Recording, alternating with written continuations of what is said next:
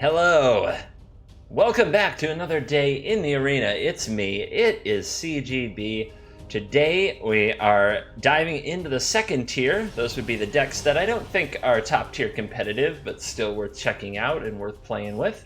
And today we're playing a combo deck, New Perspectives. New Perspectives. It's a combo deck that did show up on the Pro Tour once a long time ago. It top-aided a Pro Tour qualifier once, but you haven't seen much from this deck. And it was notorious in the early days of Arena because you really couldn't go off with it. It was the timer just timed you out every time. But we're going to jam it today and see how it works in the new timer era. This deck also has zero chance of surviving rotation, as we'll get to later, but it's all built around the cycling mechanic, so it has about as much chance of seeing the next format as Godpharaoh's Gift does. So our opponent opening with two swamps. We've got this absurd 4-color thing. We're not going to cycle this. As long as our opponent's not doing much, we may just want to draw the cards. That's a hot draw off the top. And we'll drop Gift of Paradise. We always put it on the basic land to protect it from Field of Ruin, which could blow it up. And 4 mana, our opponent's going to Diabolic Tutor. Well, we have something like that of our own right here in Razaketh's Rite.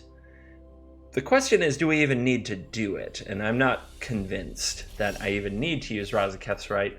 I'm very close to going off next turn. And we'll be able to show you what that means in just a minute here. This is going to ETB tapped, which is awkward.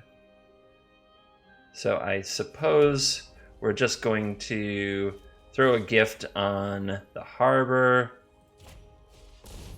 and say go. So New Perspectives. Let's get this card up here. When it enters the battlefield, you draw 3. 6 mana. That's not great. It's an enchantment. And as long as you have 7 or more cards in your hand, you can pay 0 rather than cycling costs. Sounds innocent enough. Now this is Faith the Devoted. Whenever you cycle... Apologies for the smell. Yeah. I've been recruiting. Nothing is more loyal than the dead. I'll let you finish your little quips, Lily. But Faith the Devoted says whenever you cycle or discard a card, pay 1. If you do, lose 2, gain 2. Now, this doesn't make mana, but there are kind of crafty ways to cycle into mana. I'm just not going to. I could cycle these now. I'm just not going to. So let's see what happens here. Notice the Gift of Paradise is on these lands. That's very key. You have to have it when you go for your combo. And here comes New Perspectives. And now it says as long as we have 7 or more cards in hand. So this is a big deal. We have 8, which means we can play a land if we get it, but we can't play anything else. Like we can't cast this Faith the Devoted until we have a lot more cards in hand. So how does this all work? Let's get started. Sometimes it takes a lot of faith. You just start cycling and figure the rest out as you go. As far as what to cycle, I try to hold Razaketh's Rite, Wander in Death for last. And you'll see why. This is Shadow of the Grave. It's a very key card in the deck. Return to your hand all cards in your graveyard that you cycled or discard this turn. This is how we get ahead. But we need mana to cast it. How will we get that mana? Where is that mana going to come from? That is the key thing right now. Obviously, there's a way in the deck to do it, or I wouldn't be going through all this right now. And there it is. Vizier of the Tumbling Sands. When you cycle it, untap a permanent. So we're going to cycle it for free. We're going to untap one of our lands with Gift of Paradise attached. Ta-da! We'll also cycle this now. And now that we have mana available, we can Shadow of the Grave and get all those cards back. So here we go. Wah! All right. Now we start going again. And I think, gosh, what to say? I'll cycle this card. I'll cycle that card. I'll cycle that card. I'll cycle this card. Not a ton to say. You just kind of do it. And eventually, if we don't hit too many non-cycling cards and the world doesn't go completely to hell, we draw our deck. Once we have our deck, we have 2 Gaea's Blessings. the Gaia's Blessings shuffle back in Vizier of the Tumblings, 2 Vizier of the Tumbling Sands, and another Gaia's Blessing. Once we have that loop and a bunch of cards in our hand left over from Shadow of the Grave and other cycling, we basically from there can make as much mana as we need no matter what our opponent's life total to use Faith the Devoted to win the game. Yeah. Good times were had by all. The real question is, will the opponent stick around? I have bumbled the kill on this deck so many times. So many times before I found the Gaia's Blessing. See, Gaia's Blessing I've never actually seen in the deck. It is something that is new. And it does prevent a huge problem that happened before where you could win with all these cycling triggers on the stack, but if you couldn't generate enough mana for your Faith of the Devoted, it does take 13 mana. If you came up short on that, or if your opponent gained life, hit you with a life linker, played a Johnny's Welcome, shenanigans like that, you were just stone cold dead. There wasn't much that you could do. And Gaia's Blessing basically now allows for a loop that can go as long as you need it to. Let's add 2 mana, make them black. If we get down to absolute nothing in the library. And as you can see, opponent probably wondering what we're getting at here. Like, what's going to happen? Are we just going to run out of cards? Is that our game plan? Is that the joke? Will the joke be completely on us? Perhaps it will. Perhaps it will. The suspense. But no, we have a plan once we get there. It actually works better when the library is completely empty. So that's why we're just not even bothering worrying about the other kill conditions until that has taken place. There's actually a lot of cycling cards, and deciding which ones make the deck is a little bit of a talking point. I think we'll enjoy that very soon. All right, so we got everything. Let's play Shadow of the Grave and get it all back. We got 6 cards, so 2 mana, make it black. Find our Vizier.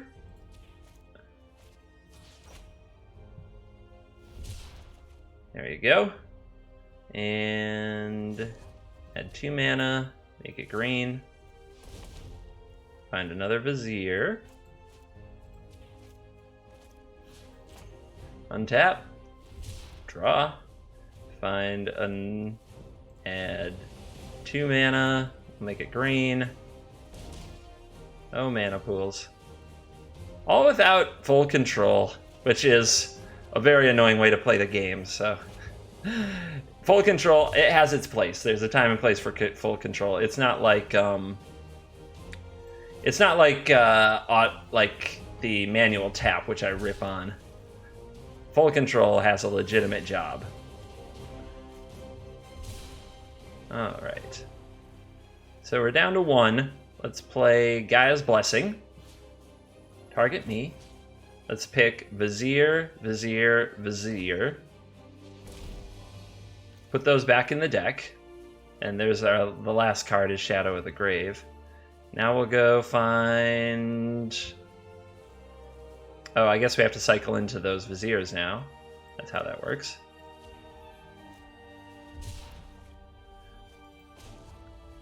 Add 2 mana, make it black. Add 2 mana, make it green. Cycle the Vizier.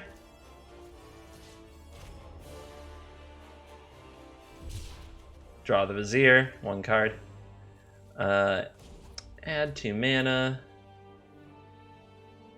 Black.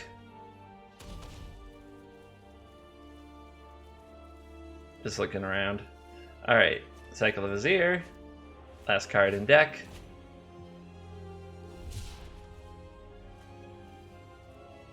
Find the Gaia's Blessing in the hand. Loop those 2 back in. Once we have infinite mana, we play the Faith of the Devoted. We keep the loop going. We drain them out. Fun! Wasn't that fun? Fun was had by just me. Let's look at the deck. Our opponent tapped out on turn 5 for Liliana and lost from an empty board. All right. That is combo if you've ever done it.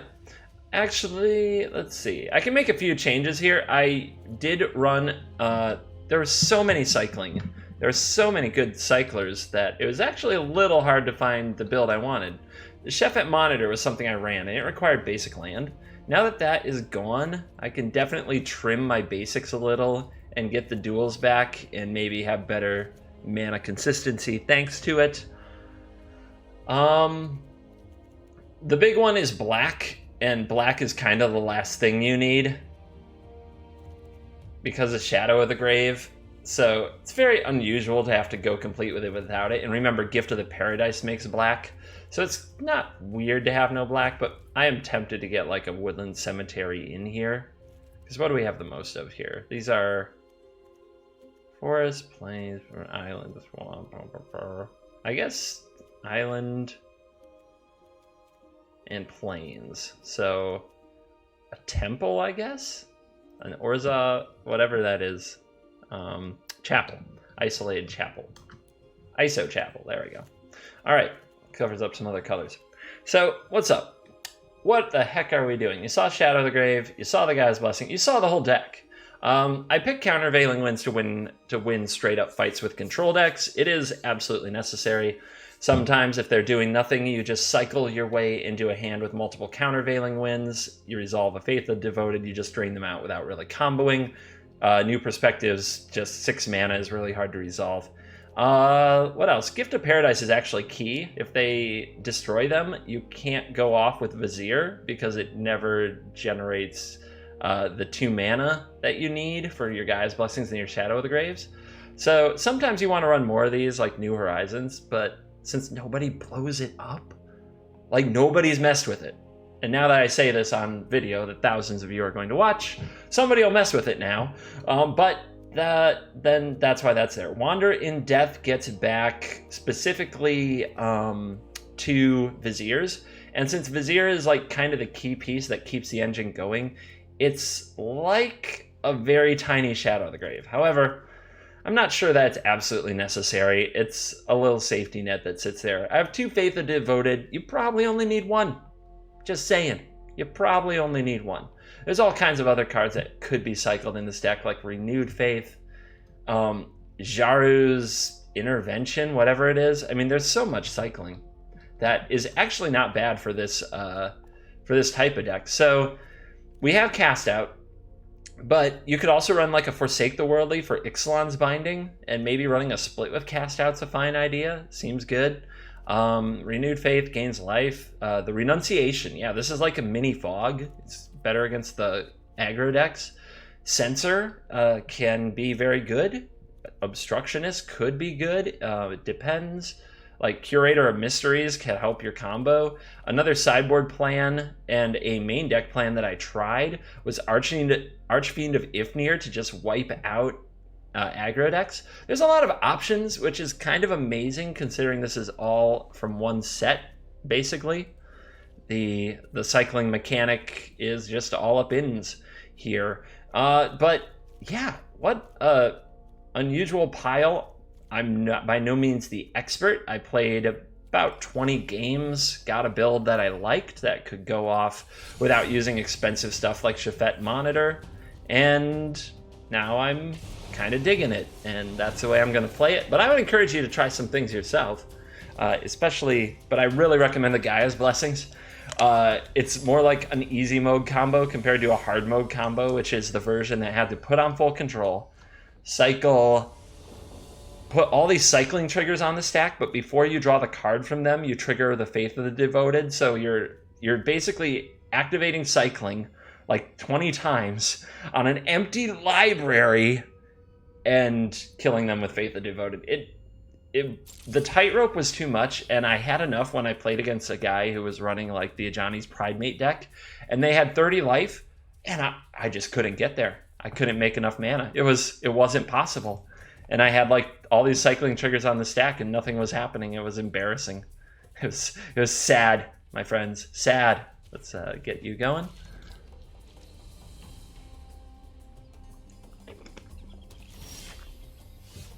I never count out the idea of slamming Faith of the Devoted on 3 because it can buy you a lot of time to get those drains. That's why I have, that's another reason I have 2 instead of 1. Another is just getting Doom Vault on turn 3 before you play it and just losing on the spot.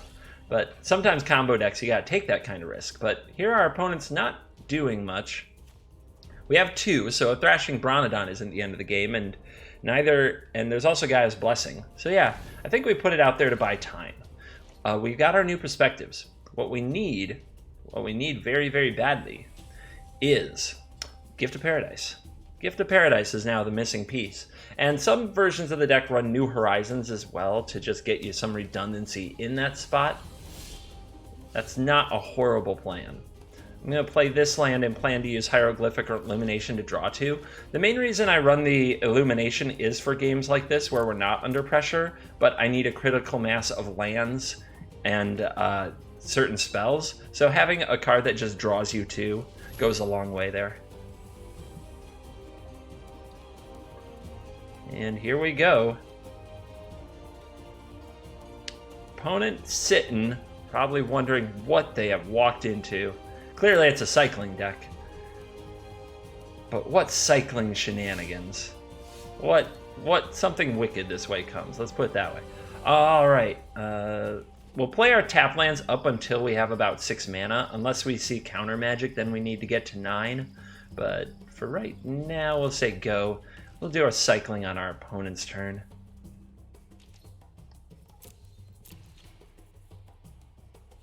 Opponent might be missing their land. They put a commit in their graveyard, and they have a Walking Ballista. So they're a funky little Sultai mid-range pile. Let's cycle the Haze. Pay the 1. Get our gain drain on. All right. Perspective indeed. I think we slam this. If our opponent gets rid of it, we've got another. Let's indeed draw 3. Find our Gift of Paradise ASAP. All right.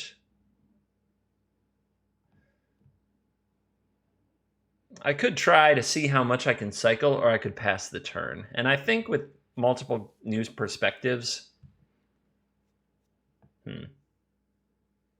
just deciding if and what to discard. I think we'll just pass the turn, discard a land. No, we'll try to cycle into that gift. That's what we'll do. What am I talking about? We just need to keep a certain amount of cyclers in our hand is the thing. We can also just faith the heck out of them soon. All right, I'm gonna pass the turn. It's one of these situations I haven't been in very often, of whether or not you just cycle like crazy to get the gift in your hand. I think I'll wait till next turn, though. Like, right now we have the combo. Perspectives and Faith, I mean, we're draining... It's only 2 turns that we can just completely drain our opponent out. So, maybe I don't need a gift. Maybe I don't need to draw my whole deck. Just do it this way.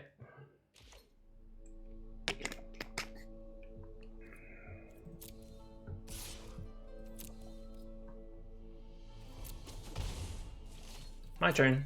Untap. Okay, well, we got the tutor. I think we'll just go for the victory, though, since it's all here. You enter untapped, right? Yep, I've got a Fetid Pools. All right. Just pass the turn. Do it at instant speed because we can.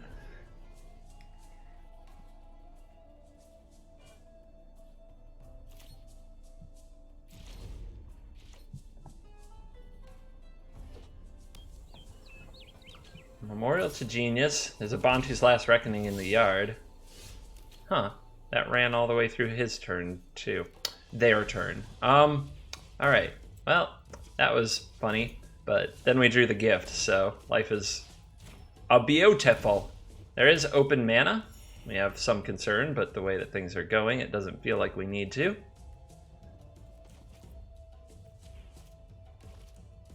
Let's get started.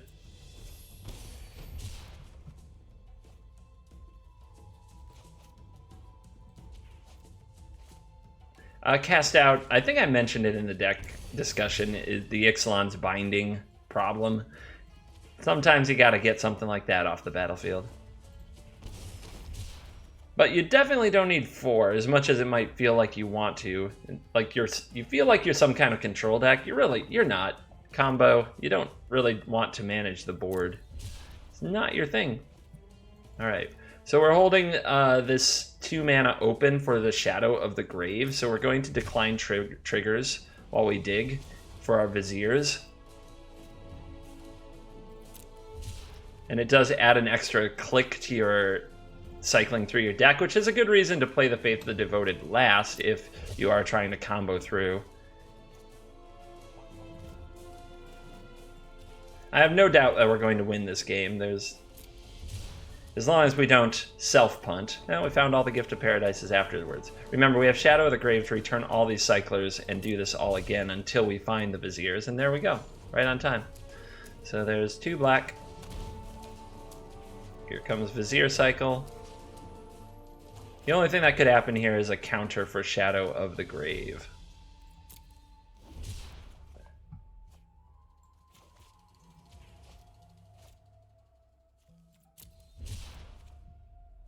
Alright, let's go for it.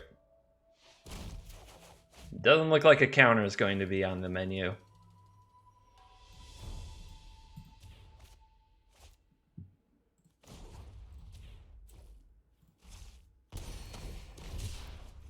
Down to 10. And the opponent's going to scoop it up. They have seen enough.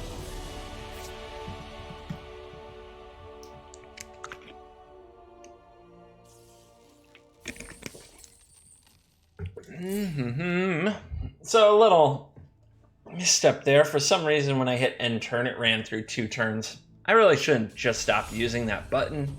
I can't resist it, though. Things that speed the game up, I challenge myself to master them. I want to be better at anything that speeds the game up.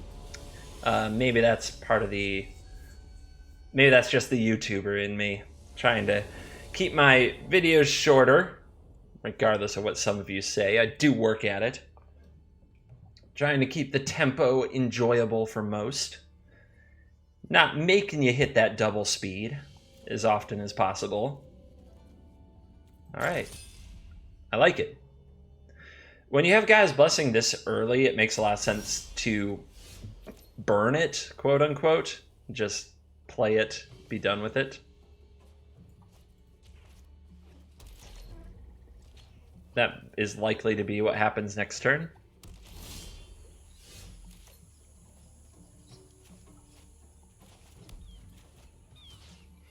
So we'll target me, we'll submit with no 3 cards just to draw the card. You can't, while that is like cycling, it isn't technically cycling. So it's important to know. This matchup. So, a straight combo race, and to be honest, this is one of the things I like about this deck. Its matchup with New Perspectives is not that bad. It's respectable, I would say. Now I'm just trying to think about how to handle this turn. And I think I just pass.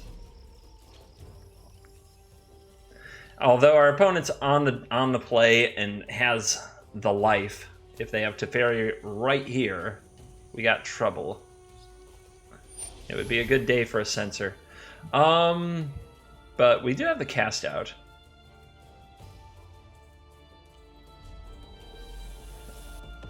I wonder if I'm supposed to be cycling right here. You show remorse, I'll show restraint. No, I want a cheap cycler to go with the Shadow.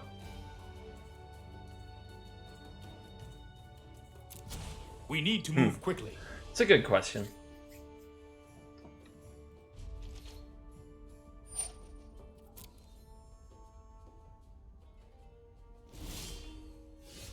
Okay, another Shadow. Don't have Supreme Will. Good boy.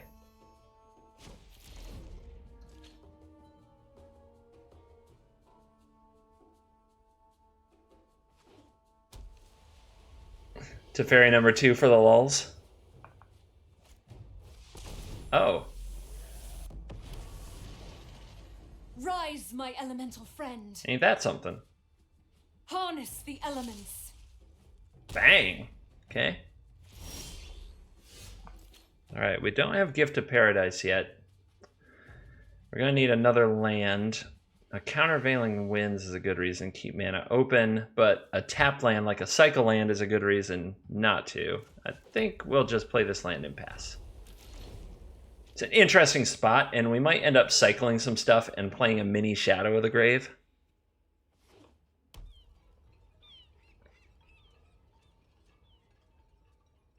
Now that I see a Nissa Vital Force, I'm not quite sure what to make of my opponent, but Behold, playing nature's true power. I don't know if we'll have time to play around a counterspell, so playing around anything may just be not an option. Get off my... Get.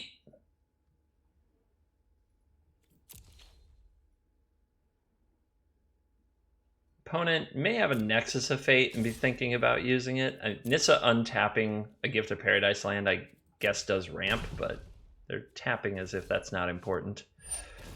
Uh-huh.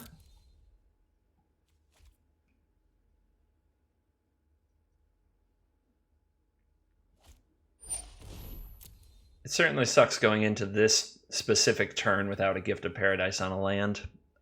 It may mean we can't do it.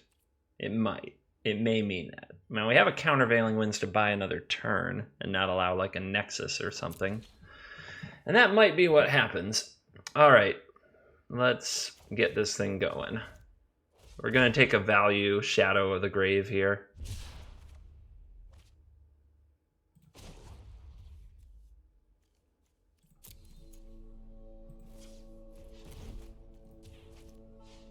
Remember, we also have Haze of Pollen that can buy more time. Okay, a Faith of the Devoted can buy time. It also gets around Fog in all of its glory.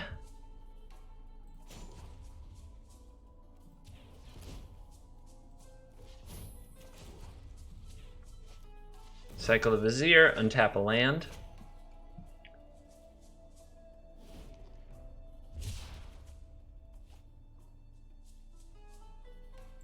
Shadow of the Grave. Bring them all back. Say my turn.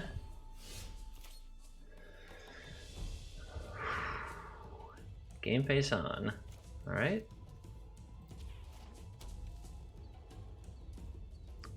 I could play the Faith of the Devoted and live, but I lose to a Nexus of Fate. But I don't know that I have another way to live.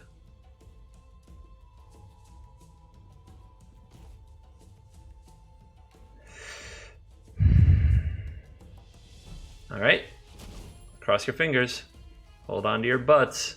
Our opponent saw like 5 fresh cards last turn. This can only be bad. And we still don't have a gift.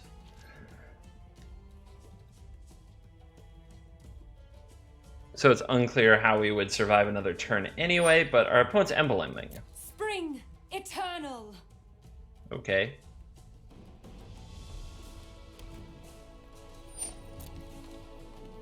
There are 42 cards. If they try to go Nexus crazy from here. Yep.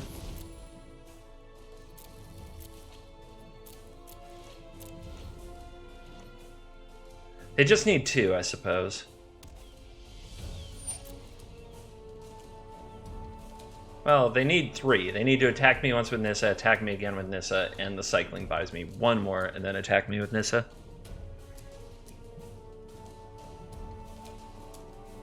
The land shall conquer you.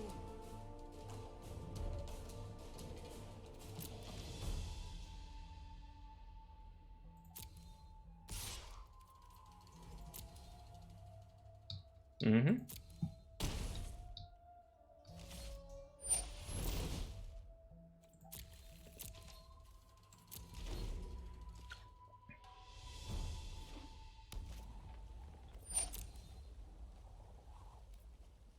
All right. The question is there one more Nexus? If you have it, just play it. The land fights for us.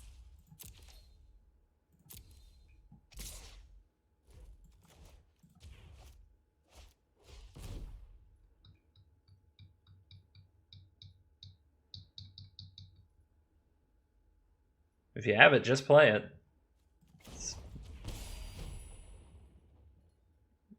If you got it, cool, man.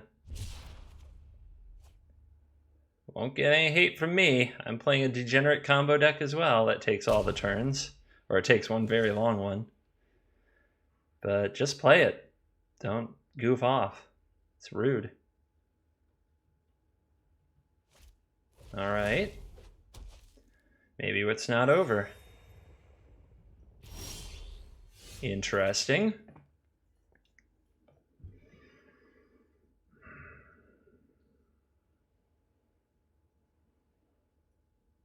That's a draw. But I don't have the mana to play new if I play New Perspectives, draw 3, I would need 3 Vizier of Tumbling Sands to untap the 3 lands I need to play Gift of Paradise. Oh wait, I have a land drop. So I play a basic land. I have to cycle 2 Viziers to untap, and then a third one to go off this turn. Or I could give my opponent another turn. And I think that we just have to risk another turn. Besides, they may have found a counter or something.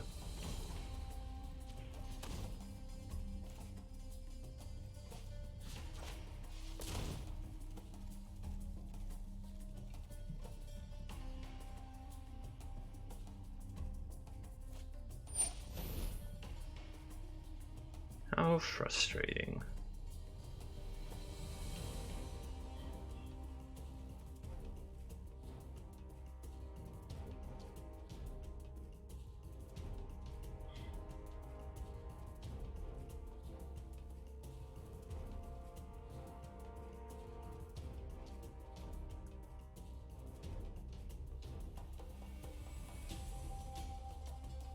So I have to let this happen. And I have to hope to draw a basic land, right? Or no, I can double cycle. I'm okay. All right.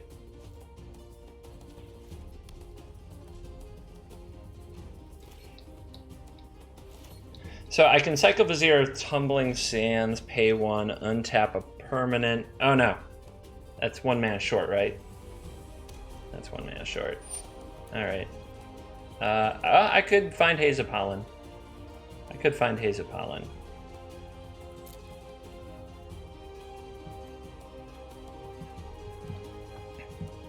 Complicated deck. Thanks for your patience, my friends. Be wary of the ground you walk on.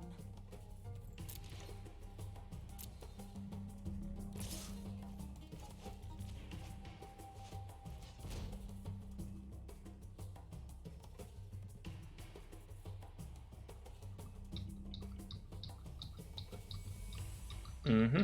Come on. That's not Haze of Pollen. All right.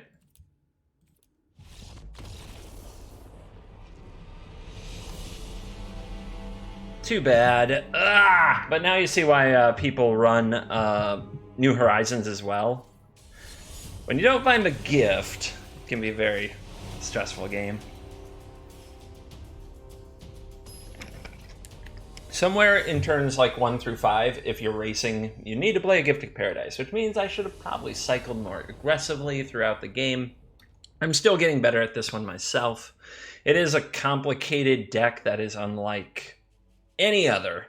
So give yourself a learning curve and be nice to yourself if you decide to play it. I have botched this deck, the kill, the combo, everything about it so many times. Like, the fact that it says that you need to have 7 cards in your hand to go off with New Perspectives so many times I've like had 7 cards and I play a land and I go down to 6 and my turn ends and I'm like, what happened?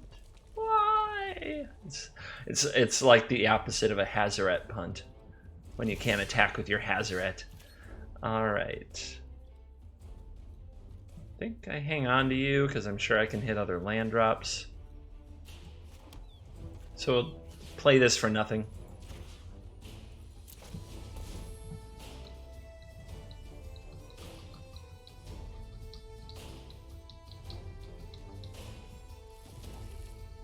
Opponent will decide if, when, how to lightning strike us.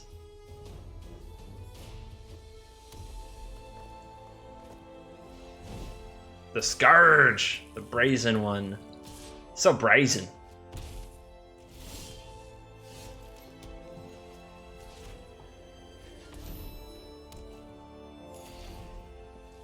The deck often looks like Turbo Fog until you realize Teferi's not coming to the party.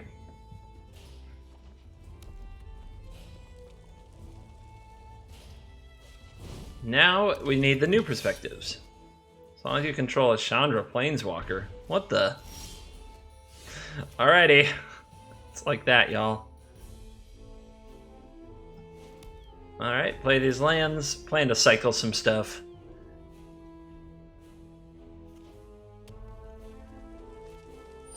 Demanding Dragon. We could counter it.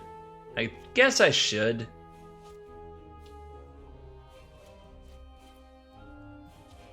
It's a lot of damage. Like, a lot.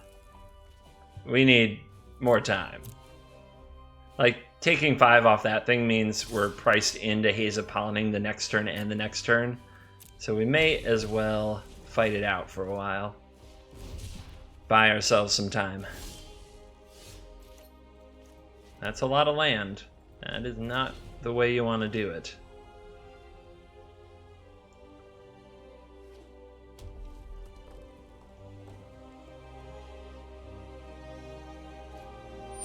Here we go.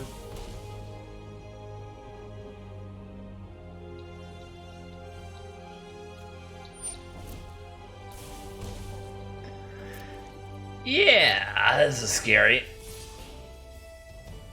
Alright, well, we're definitely playing you.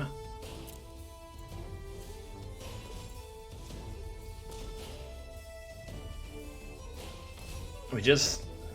one of the other funky things about new perspectives is drawing up to 7, so we can't go much lower. So many lands. Ugh. It's very annoying. Cycle this. Oh my god. We'll use a shadow and get it back, so we have another draw next turn. Gasp! Can it be good enough? We'll find out. We have to draw into the Vizier and the Shadow of the Grave. And we only have 1 whiff. Like, look how much stuff in our hand. We could also draw into Haze of Pollen and a Vizier. That would buy us another turn. There's a Vizier! Now we need a Shadow of the Grave or a Haze of Pollen.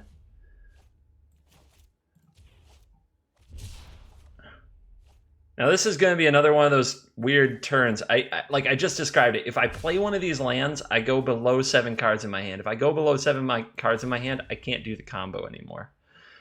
Let's add some... I guess... we can add green. We'll make it black. Let's be optimistic. We also don't have to do that right away. I'm sort of exposing myself for no reason. There's a haze. And another haze. Well, I'll cycle at least one more. There's a shadow. I think we did it. I think we did it. Oh my goodness.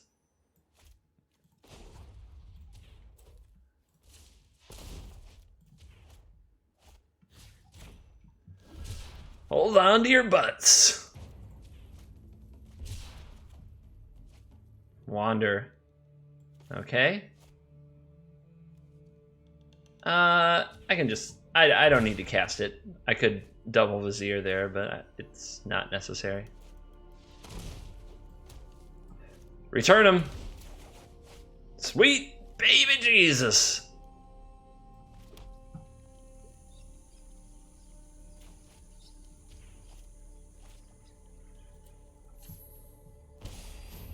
Begin the process.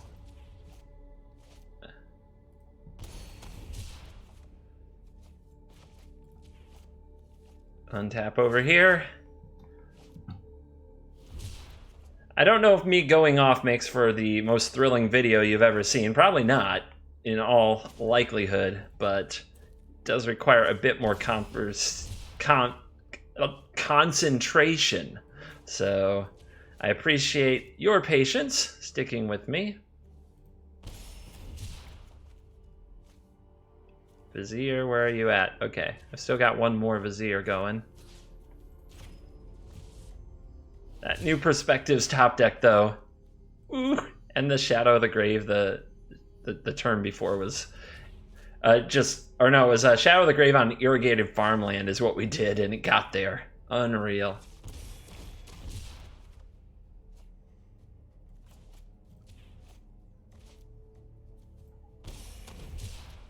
Even if we had to pass the turn, we're back to 17, and sometimes it's like going off with the Storm deck, where you don't need all of it. Alright, we want to decline for a while until we at least find another Shadow of the Grave. Gotta make sure we get there. Don't want to punt it. Don't punt. No punt. Once you're out of Viziers, you need a way to get them back before you use your last 2 mana. Or you just end up with no way to cast your Shadow of the Grave, and that's that.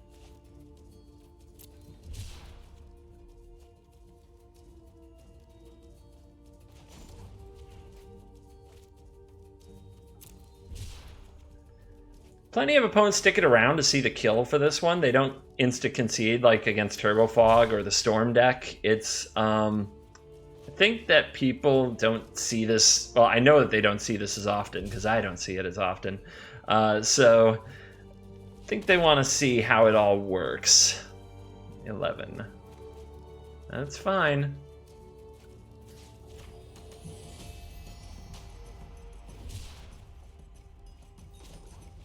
And now they'll scoop it up as they saw the Viziers come back to the hand. So that means I'll have at least 6 mana from Viziers. That's enough to drain them out with at least 6 cards in the library. Didn't have to, although they saw the guy's blessing. So, all right, that top deck wrecked. I can't script it any better than that, so we're going to call it for that video. I hope you enjoyed taking a look at new perspectives here on the second tier. Tomorrow, Tribal Time. We'll be looking at a new tribal deck, and the Jank Tank will be coming on Wednesday. To my American viewers, happy Labor Day to you all. Do enjoy it. I'll be jumping on stream in celebration a little later. Have a wonderful day, and I'll see you next time.